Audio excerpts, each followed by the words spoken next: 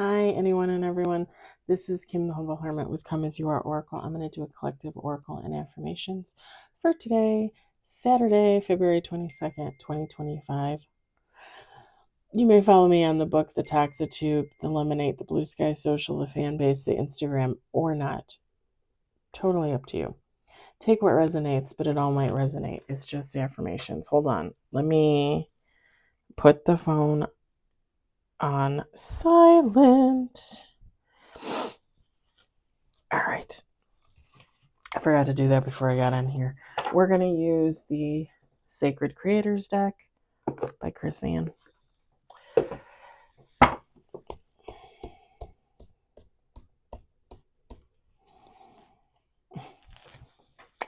So I was watching a reading by one of my favorite readers on YouTube last night. And I think she did it like a day or two before, but I watched it last night. And it was a Gemini reading because I'm a Gemini. And she said, she started laughing and she goes, sorry, I have to tell you the story. She goes, some of you Geminis out there think your home is haunted. And then she starts laughing again. And she goes, you heard like crying or screaming or something?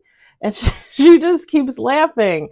And then she goes into like whatever else she was going to say. And I'm in my bed with my 4 cats. And I start laughing. And I look up to God and I'm like, on Tuesday, after work, I went straight to Volo Antique Shops in Volo, Illinois, and I bought this cute little cabinet to put next to my front door. $110. And this is let me show you. This is a lady I always buy like these little drawers from because I put like my little knickknacks in there. I put cards in there, Like some of the drawers are longer, wider, bigger, but she had this cabinet there sitting there for probably like, I'm not even kidding, probably like 2 years, right? And I'm like, I'm buying it. It's cute as hell. I'm buying it. I get it home. I lug it up the stairs. It's heavy as hell. I have to like push it and maneuver it up there. I get it inside. I dust it. I clean it up real good with some little wet wipes. I pull out the Palo Santos, the sage. I sage it up. I do a little prayer. We love God. I put my little basket on there. I fill it with my hats. I wear my hats, right? There's 2 little drawers. There's a bigger drawer, a longer, flatter drawer at the top, and there's a cabinet. In the cabinet, I put 2 Indian blankets. I still call them Indian blankets. I don't know what you would call them. They're like woven blankets. And then in the 2 little drawers, I put like all my gloves. And then instead of hats, I have a few like hair bands, like winter type, to cover your ears. And I have a pair of earmuffs that I don't really wear anymore, but I've had them since I was like a teenager. So I put them there. The top drawer is empty. It's kind of cute. There's a little old-fashioned key for the 2 drawers. You can actually lock the cabinet drawers. It's kind of interesting. So I just leave the key in there. And there's a lock on the little door with the blankets that I put in there. So I actually turn the knob to lock it. It's a very simple mechanism. Like you just unlock it, right? But I didn't want the cat staying in there. Everything's fine. I do my readings on YouTube. I eat dinner. I watch some YouTube. I decide, okay, I'm going to get in bed. Let's get in bed. I get in bed with the 4 cats. We're watching more YouTube. And then I hear it. The creaking. It actually sounded like the door to the cabinet opening, even though I locked that door. And I can literally like hang off my bed far enough to look through the doorway of my bedroom all the way down the hallway to the cabinet. Okay. And it's fairly still lit, like in the living room, because I have night lights in there and stuff for me at night. It's just sitting there. The cabinet's just sitting there.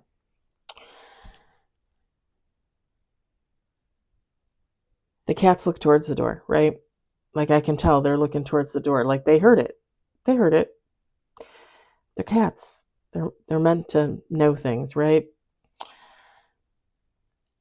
And I'm thinking, okay.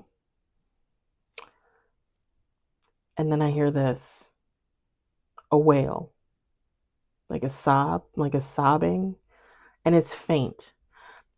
Like you're talking probably like 30 feet, maybe a little more, a little less, from my bed to that cabinet by my front door. And maybe like 40 feet. I don't know.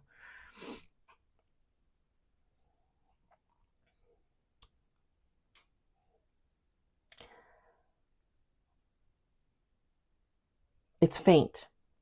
Like it's not even in my apartment. It almost sounds like it's coming from like the condo across the hall, or maybe Julie, my neighbor below me, right? Like it's faint. The cats hear it. The cats hear it. They get up out of the bed. They go to the door. All four of them. Like they're all looking. And they go halfway down the hall and then they stop and they're looking. So I get up and I go into the kitchen and I get the sage and I get the Palo Santo and I light it up and I turn on there's a light right by my front door and it brightens up the whole little area there, and you can see the cabinet and it's all lit up, and I light my stuff and I do my little prayer and I'm like, look, baby, if you're lost, you can consider this your home. I will take you in. I will love you as if you were my own. I will protect you. You can find solace here. You can be at peace here if that's what you need. I said, but if you touch my cats, if you even do one little thing to my kitty, ooh, hell to pay. Hell to pay. That was Tuesday night. Wednesday night, I thought, no, Wednesday night I slept by myself. Okay. I left the cats out there because they were out there, so I closed my door. I went to bed. Thursday night, I thought I heard like a creaking, like the door opening again, or just like noises out in my living room. Last night I didn't hear anything. Now, granted, I fell asleep pretty fast last night, and I slept for like 4 or 5 hours, and then woke up really early this morning, and then kind of dozed on and off. Got up, painted my toenails at like 2 a.m. Like it was an odd night last night. Like I slept, but I couldn't sleep, and I mean the cats seemed fine. Like they were in and out of the room, going to eat, going to drink, coming to sleep in here, and then coming back to the bedroom, and so I think everything might be okay. Like, I don't really have problems with ghosts per se. I have experience because I've experienced things in the past. I've experienced things here in the past, but yeah, I'm not worried about me. Like I'm more worried about my babies. I don't want my babies to get hurt. I don't want them to get freaked out. I don't want them to be anxious, you know. Anyway, that was what was going on in the Brown condo this week. Ghosts and all that fun stuff. We got one on the table. I've had so many supernatural experiences on and off my whole life. Like it seriously doesn't bother me. If anything, I want whatever it is to be at peace. Like to be okay. Because no one should ever pass and then feel like they're stuck in between. Do you know what I'm saying? Like that's horrible. We got one on the table.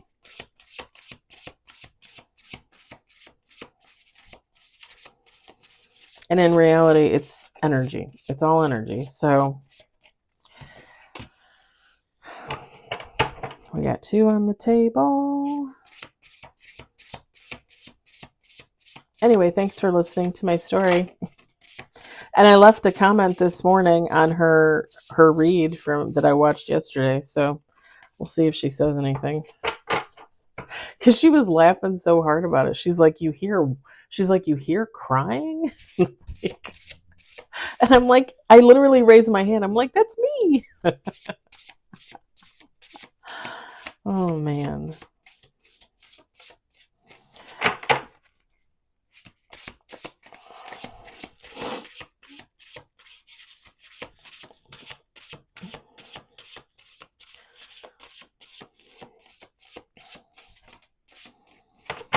Olivia's dog tracks in the snow are all clumped up on top of each other. They look like bear claws. I'm looking down there like, what kind of animal is that? Olivia's one of my neighbors.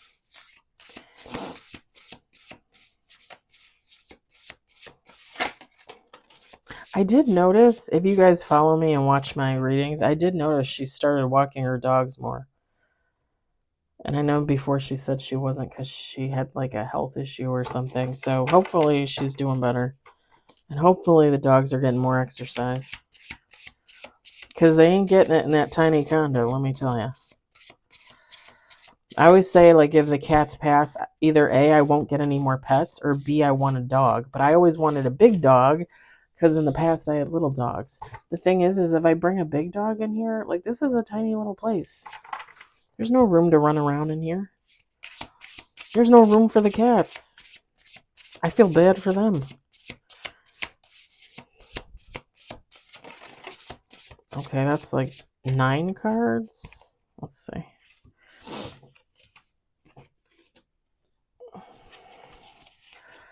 Ooh, ooh, ooh, ooh. All right, let's do... Oh, here we go again with this. Let's do one more shuffle. We got 9 cards on the table.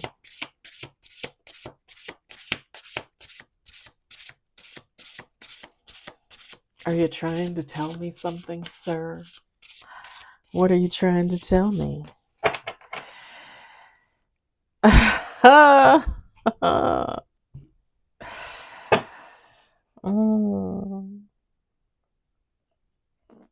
For me, you're going to have to be a little more specific. I'm just saying. Oh, wow, look at that.